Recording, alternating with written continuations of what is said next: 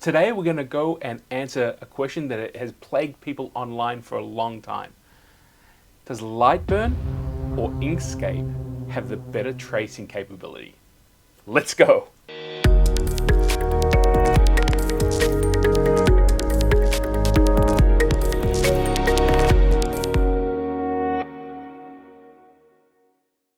First of all, everyone, Happy New Year. It's 2026 and I was prepping a project that I wanted to do in the new year, and I came across some interesting chatter on the internet. This is not the first time.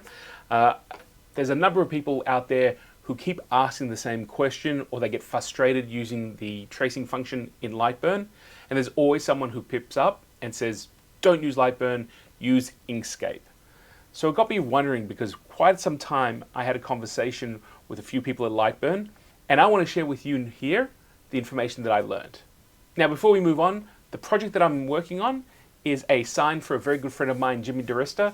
If you're on YouTube and you're a maker, I'm sure you know who he is. End of last year, I went to visit him, and I really wanted to put a bit of signage up in my work area, because there are times where I'm trying to work things out, and it's always good to remember those who inspire you. With that in mind, I hit LightBurn, and I decided that I was going to go and trace his logo so that I can make this sign for my workshop. So let's jump into LightBurn. I'm going to show you the project that I'm working on and why I think LightBurn and Inkscape are just the same thing.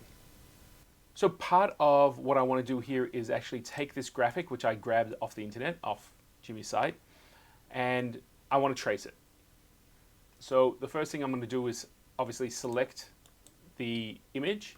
I'm going to right click here and go down to trace image. Alternatively, you can go up into the menu and grab it. Let me close that up for a second. And you can grab it from the tools menu. And alternatively, again, there is a hotkey for it. So let's hit trace image. And the way the trace works is it looks at the different pixels that are activated. So it could, if it's darker, it comes a lot clearer and cleaner. If you're really interested in how the interface works with LightBurn, come and check over here, right here. Is a video I did a few years ago. Nothing really has changed with how this works, but if you want to dive deeply, that's the place to go. We're going to move quickly in this video. I'm going to turn on the trace transparency, and it shows you what's going on here. I'm going to increase it a little bit, and that's pretty good. So what I can do is I can actually fine-tune this. And I'm not going to worry about this outer line here, because I can clean that up. What I'm actually looking at, if I go in here, is trying to see how well I can tighten this trace. And on this R, you can actually see, again, this is a pixel or pixelated image. So it's trying to work out exactly what would be the smoothest rendition.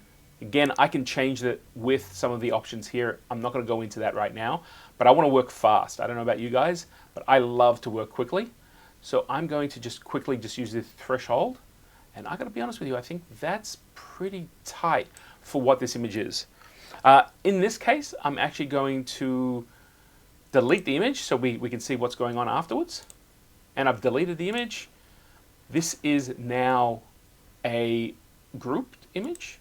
So the easiest way for me to get rid of the parts I don't want is I'm going to ungroup them.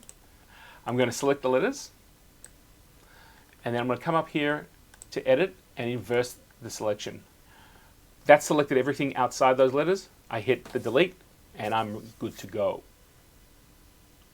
That doesn't look too bad. I'm going to move this up just a little bit. Well, first of all, I'm going to group them again, just so that I can move them all up. Don't know about you guys, but that catches me out sometimes. And I'm actually now going to use the font that this logo is based upon. I happen to know what it is. It's a very common font. I spoke to Jimmy, he told me as well. But I'm going to do that to compare the trace element from the original font that was used to this trace. So let's type that out. I'm going to put it up against that. And there's a little bit of work, a little bit of tweaking, and it really just comes down to stretching it out a little bit.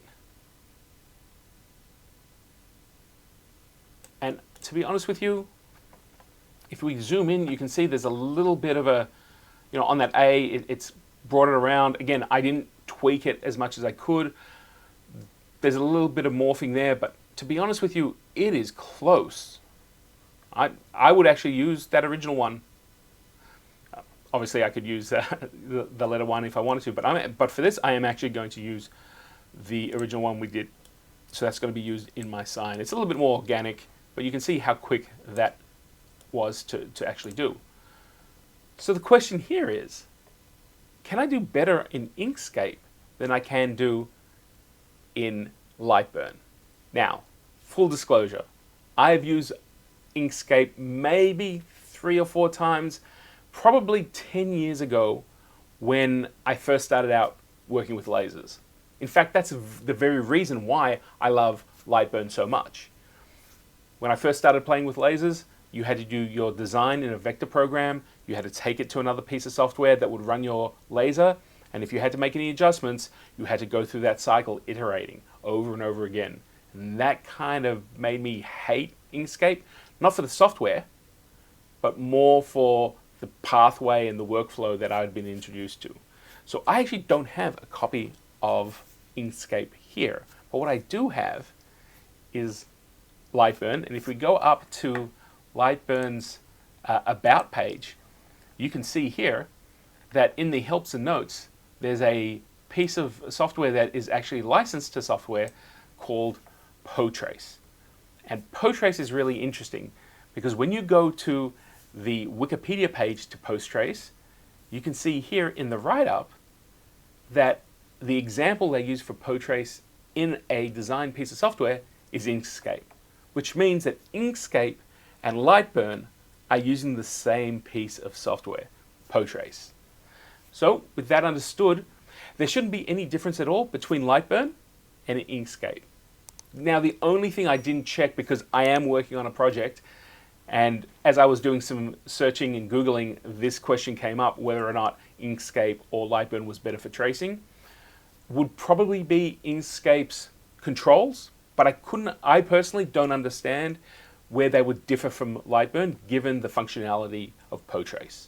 I might be wrong. If it is, please put a message down below in the comments. I'm happy to go and revisit it.